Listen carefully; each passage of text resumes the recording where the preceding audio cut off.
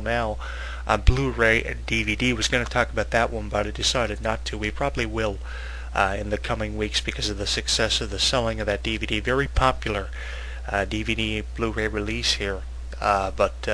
She's never had a concert DVD or Blu-ray released.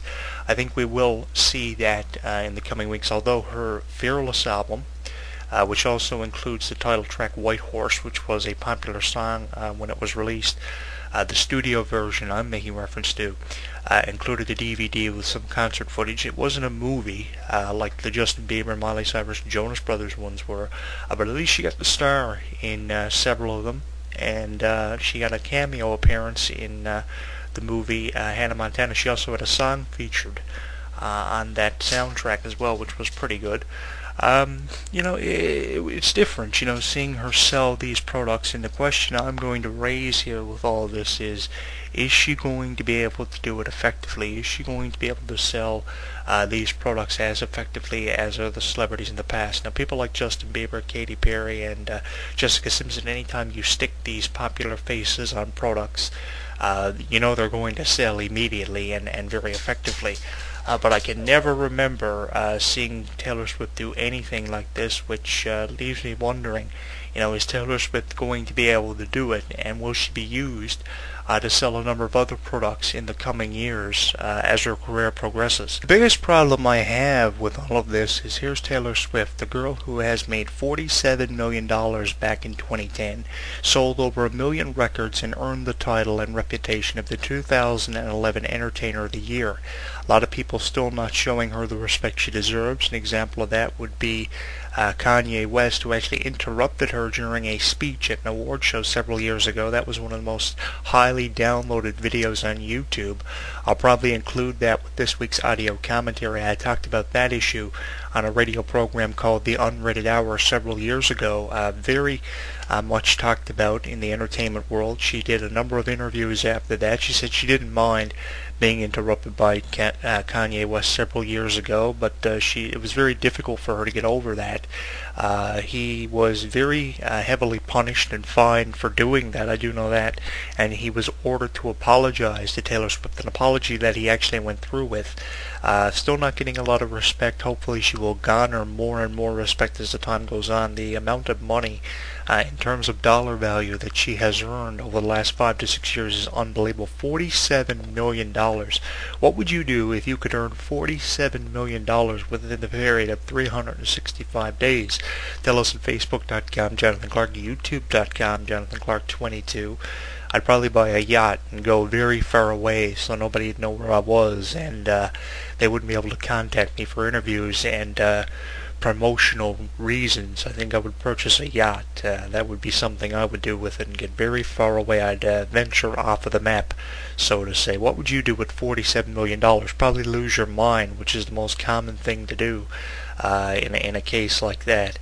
The thing is, here's a girl, 2011 Entertainer of the Year, being presented the award by Ryan Seacrest, a category that had more votes cast in 2011 than any other category at any award show, and she gets this title, and then she goes from that to selling CoverGirl products. I mean, what direction is her career really going in? I'm going to ask you, the listening audience, another question here, raising a lot of questions when it comes to this whole Taylor Swift issue. Is this the right direction for her career to be heading in?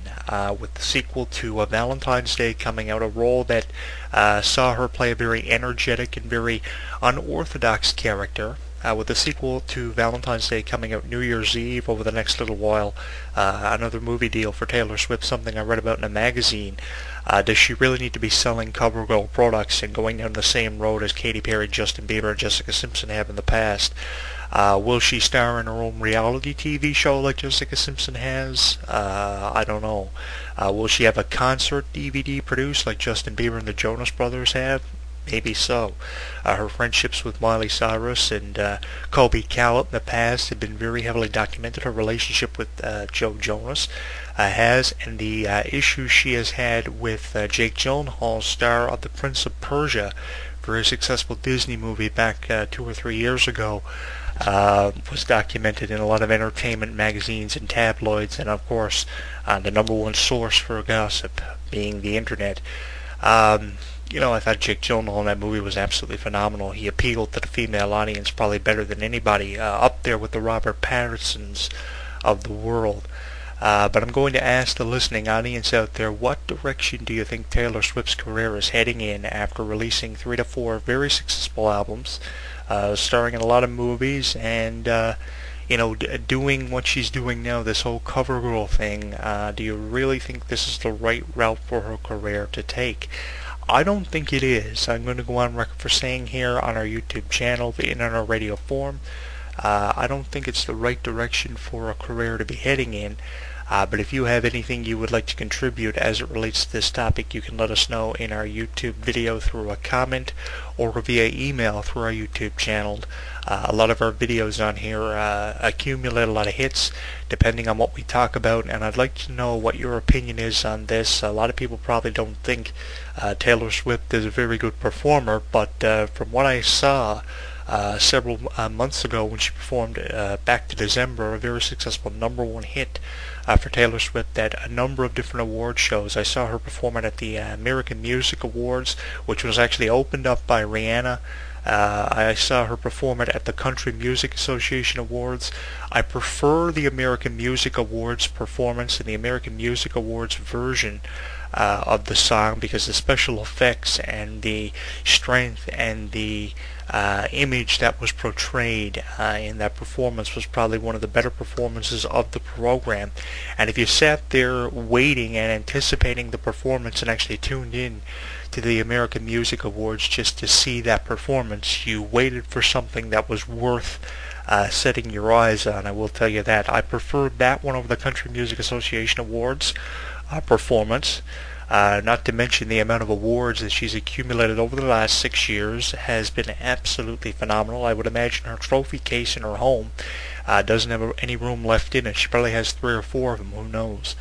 The dollar value that she has earned over the last 5 to 6 years absolutely blows the minds of everybody, and I think she's going to continue to blow everybody's mind with dollar value that she's going to earn, becoming worth more and more as the years go by. In terms of dollar value here, let me tell you how much she's actually worth. $47 million just for 5 or 6 years, and that's a dollar value that she earned in 1 year. The Olsen twins are worth $20 billion collectively. Individually, they are worth $10 billion. So $47 million to be worth is an absolutely unbelievable amount of money to accumulate, and very deserving of a lot of credit. A lot of credit needs to be thrown her way for being able to be worth that much, something that she never speaks about. Just recently got back from a tour over in Europe and Asia, and she loved it over there, rightfully so. And right when she got back, then she was nominated for 2011 Entertainer of the Year. But with the performances she was giving prior to being nominated and actually acquiring the award to her resume, I mean, the performances tell a lot about who should be Entertainer of the Year. Brad Paisley won the award on 2 different occasions, I believe, and actually made a music video about it. Taylor Swift has yet to do that, and it's very nice to know that things have now changed from, being all about someone like Brad Paisley into Taylor Swift. But the biggest problem that I have with all of this is the direction that her career is going in. 2011 Entertainer of the Year, worth $47 million, selling over 1 million records under Big Machine and Open Road Records, a label that she's been under ever since the kickoff of her career when she released her very first single, Tim McGraw, which was a very popular music video.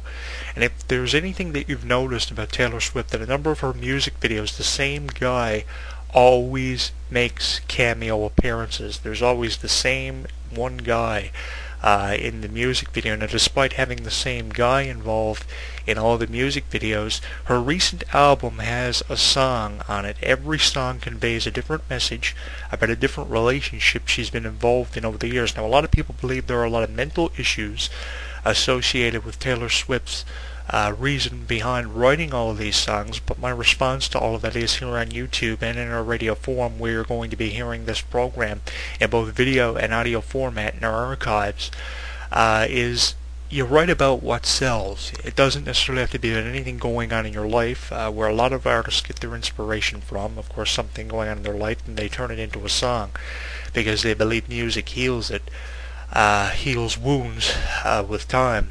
You write about what sells. You don't necessarily have to put yourself in the same position, but if writing about heartache and relationship history works and sells records, then obviously you're going to release a sequel to what you previously have written. It's a formula Taylor Swift has stuck with over the years of her career, and it's something that she's going to continue to stick with. Now, she has released upbeat songs in the past. It's not necessarily all about heartbreak and torturous feelings, but I think that she just sells what works, and if talking about a relationship works for her, I think she's going to continue to go with the same formula. I'm going to put this into perspective here for you.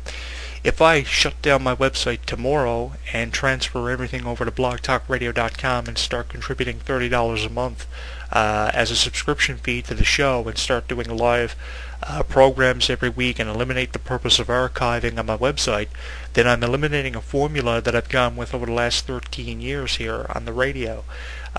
Why kill an idea that's worked for you for over a decade? Why kill an idea that's worked for you for over half of a decade in Taylor Swift's case? Always go with the same thing that's going to sell, and it will benefit you down the road. She's been able to remain with Big Machine Records, partnering up with Open Road Records to release a recent single on the radio called Mean. Very popular song. Performed it recently at an award show. Got the opportunity to see that performance. Anytime that I see a performance by Taylor Swift, I think it is very worth checking out anything.